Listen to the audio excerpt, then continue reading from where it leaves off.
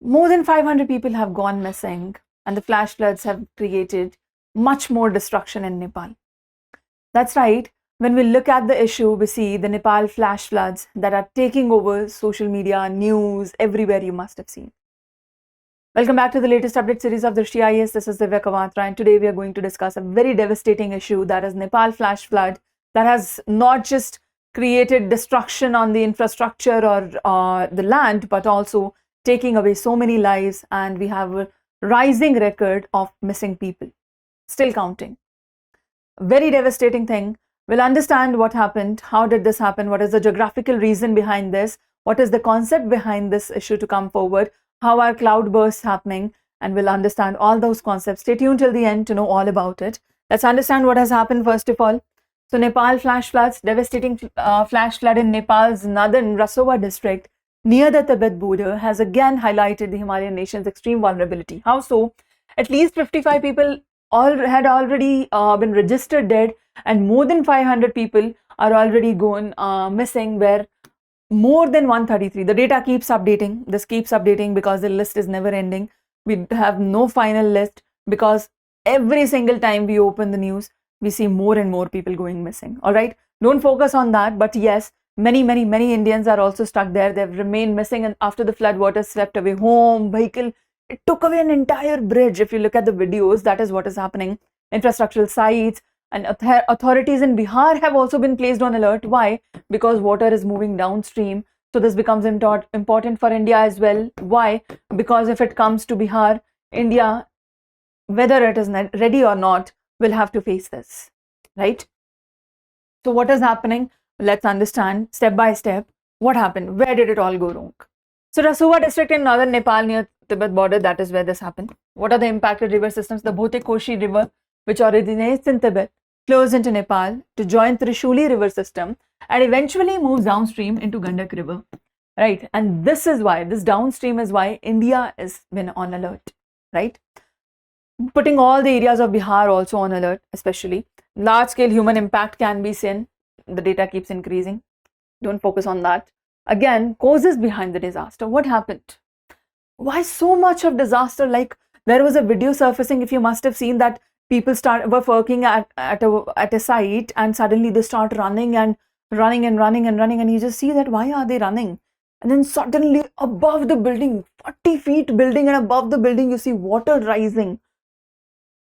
Such a horrific view that people, tiny people, and horrific water level. No chance for survival for people. Vehicles are getting drawn away, bridges are getting drawn away. Where do people stand? Where do animals stand? Where does life stand? Where do houses stand? Right?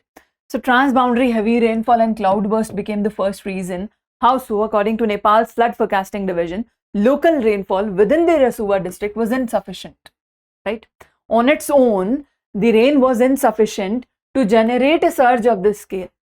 So satellite data indicated intense precipitation on Tibetan side border. They said that in Rasuwa, whatever the precipitation level was, that was not at all enough to create this scale of destruction.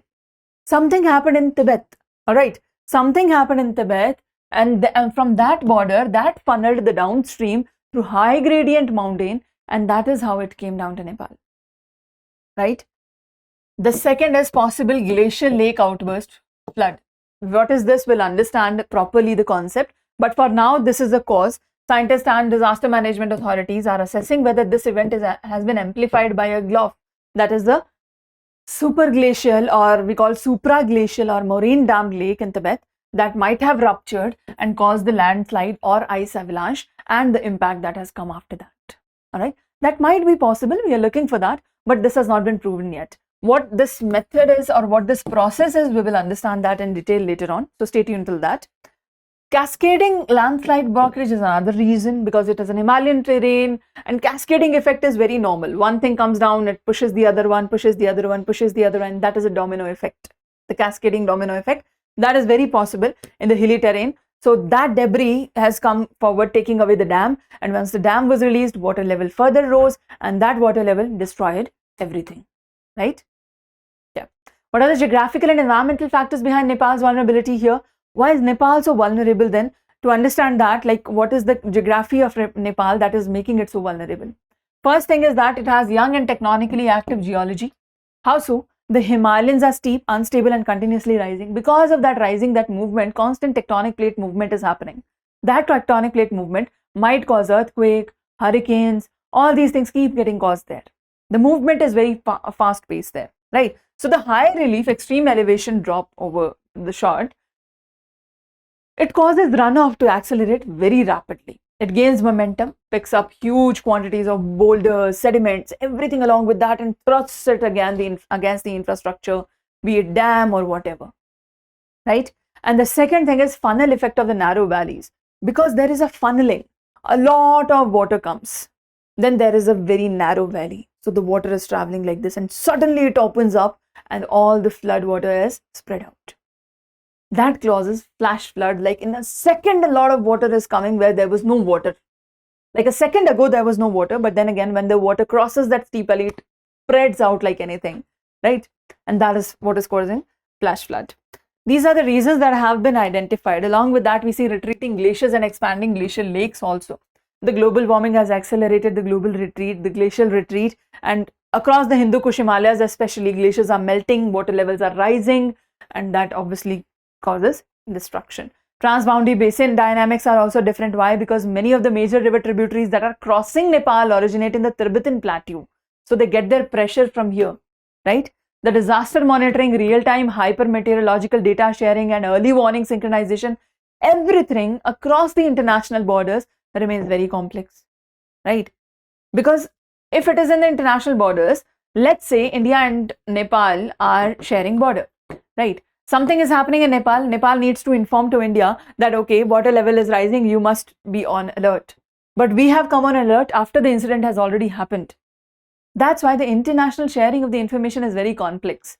If Tibet had told Nepal that the water level was rising or something was happening of the sort, Nepal would have prepared for that. Evacuation might have been done. So at least this much of destruction might not have happened, at least for the lives. We could not have carried infrastructure, obviously, but we could have saved lives. That data sharing, that information sharing for international borders is very complex, and that is also leading to this kind of destruction. All right.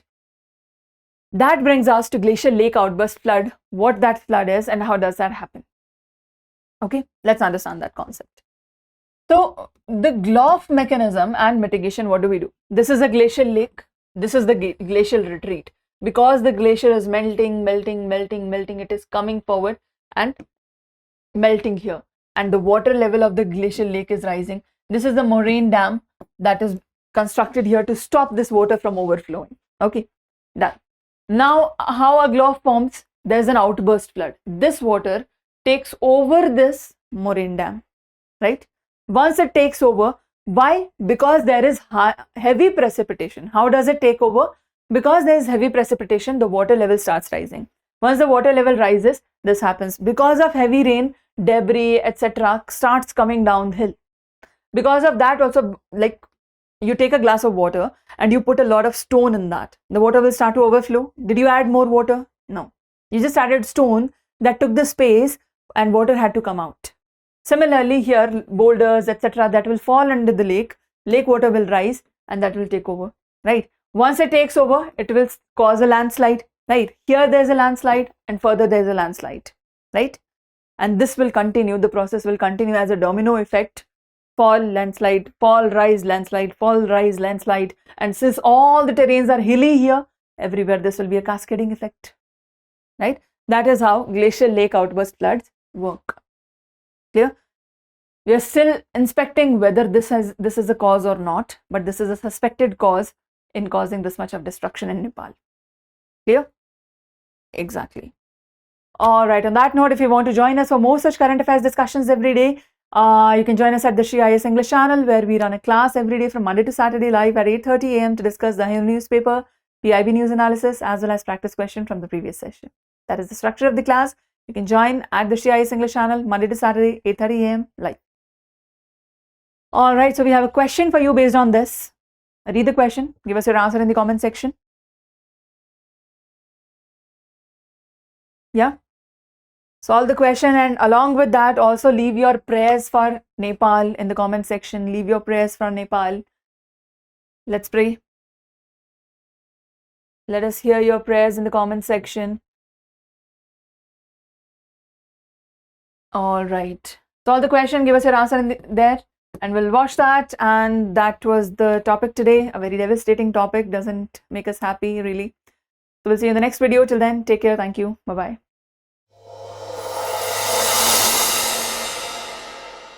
For more informative content, like, share and subscribe. And do not forget to press the bell icon to get the notifications.